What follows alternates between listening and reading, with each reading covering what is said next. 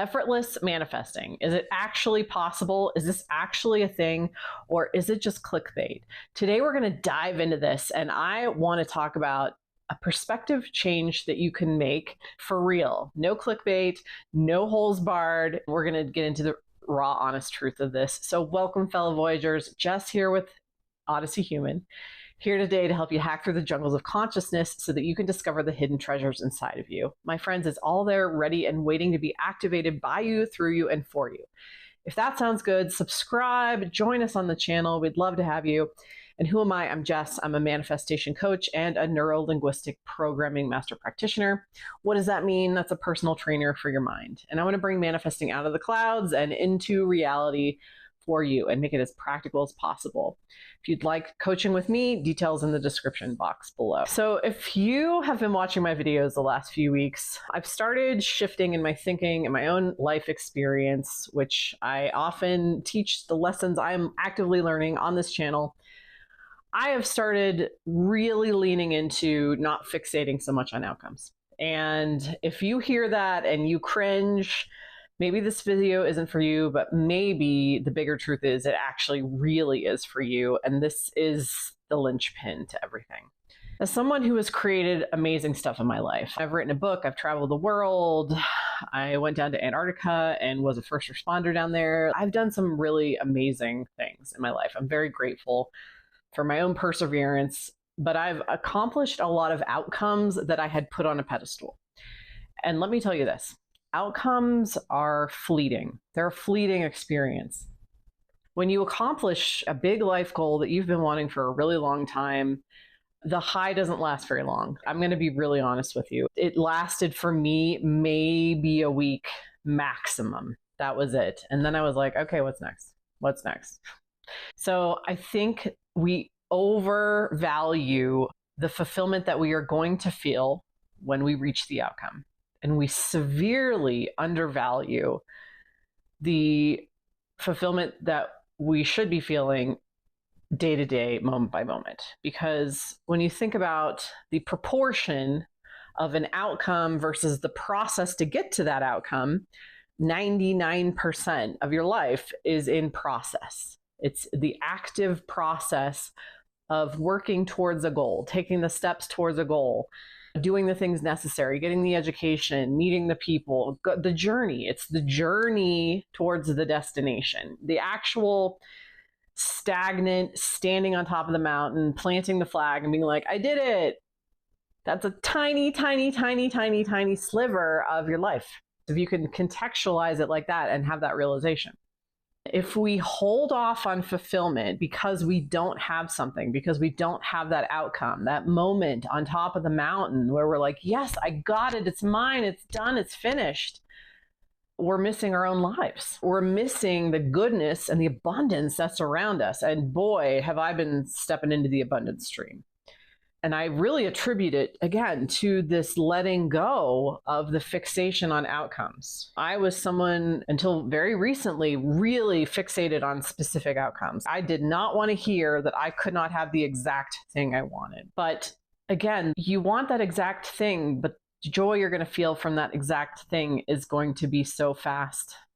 And then you're going to be back on the path towards another goal, because that's what we do. That's part of expansion and evolution, is then as soon as that goal is accomplished, you're like, okay, what's next? Now I want to do this. And you may even feel the coming on of the new desire before you've even reached that outcome. Like, once I get a specific person back, then we're going to get married, or then I want to start a family. You're going to feel the other goal coming on even before you've potentially reached the first outcome. So really, it's like climbing a ladder. I've used this analogy in the past.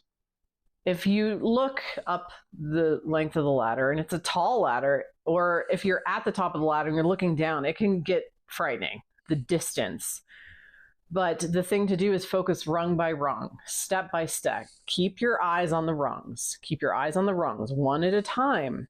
That approach to your life is what really can call in this stream of abundance.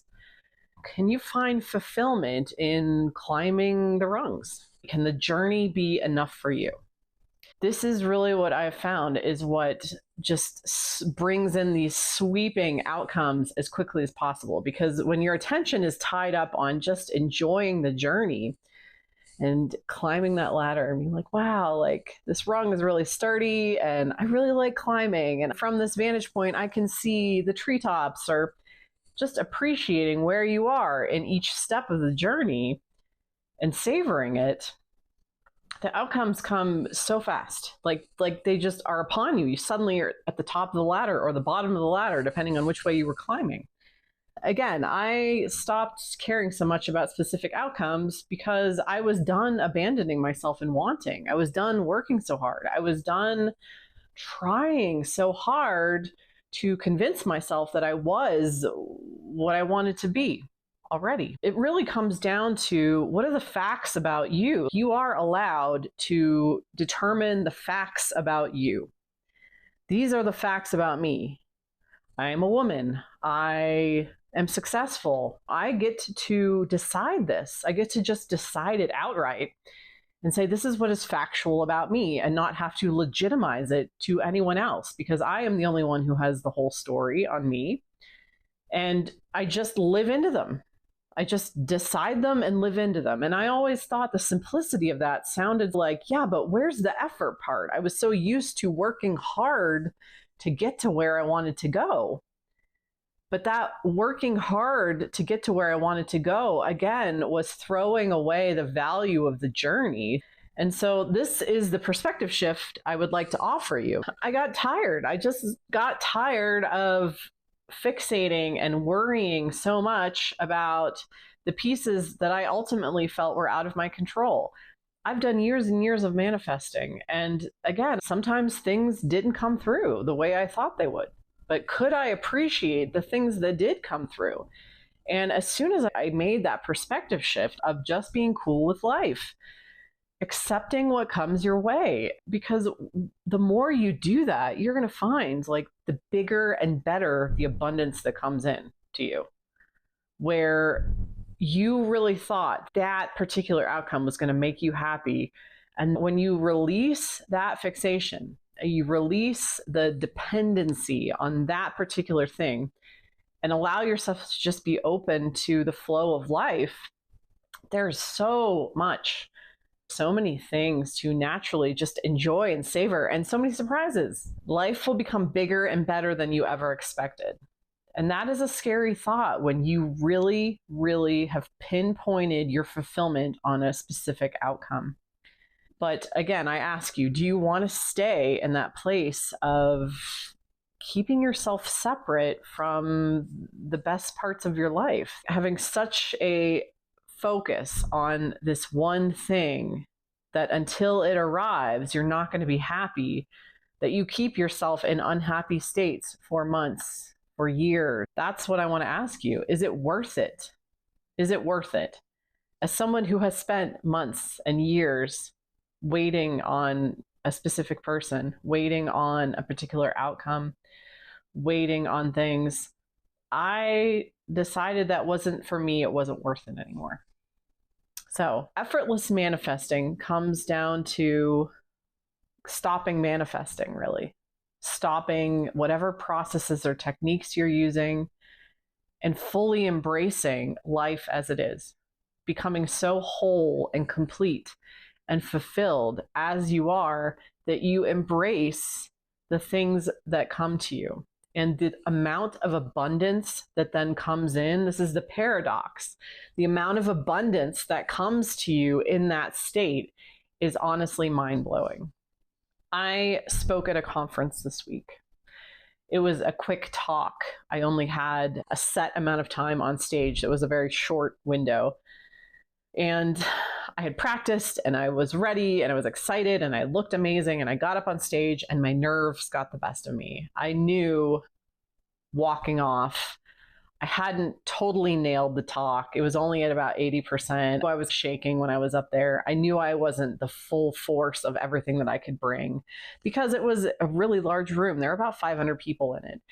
There were so many like data points coming in, like the lady in the front that was timing me that I didn't even realize was there. My slides, unfortunately, were correct when I sent them in, but appeared all messed up. The fonts were all garbled somehow in sending it to the conference organizer and then them putting it on screen. And so I felt a little embarrassed about that. There were a lot of these things I was trying to account for while giving my talk.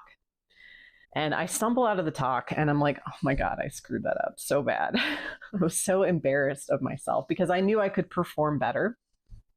And I stood in the parking lot and I called my mom. And I was like, oh my God, I think I screwed it up. But I was like, you know what? I just decided in that moment, I'm going to just fully accept that this was what it is. The humility of like, yeah, I was nervous and it wasn't perfect. I took the meaning back from it, that somehow my career was over. I didn't catastrophize it. It was exactly what it was. And it has no bearing on my overall success. This was just one talk of several that I've given this year at different conferences. And I just kind of shook it off and I'm like, I'm just going to go back in and have fun. And so I went back in and I had fun.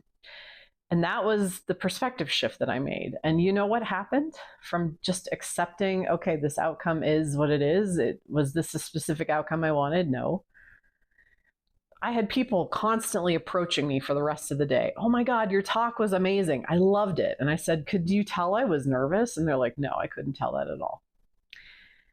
And from that came two very important conversations. One of them, a potential business deal that was huge, like a huge potential business deal. And the other, some really important scientific validation of the things that I had presented in my talk from someone just out of left field I didn't even know existed. Being hit with someone else's perspective of that talk resonated with me and I want to talk to you more. And this is the potential collaboration we could form. The abundance of that day was amazing. Just in letting go of how the talk went. If I had really let it bother me, I may have left. I actually, for a split second, considered going home that day. Being like, I messed it up. Oh, well, I'm just going to go home and lick my wounds. But I didn't. I stayed and I was like, I'm just going to have fun. I'm just going to climb the ladder and enjoy having fun at this conference. I got up on stage. I had my chance. And now I'm just hanging around and having a good time. And in doing that, inflowed opportunities I would have missed.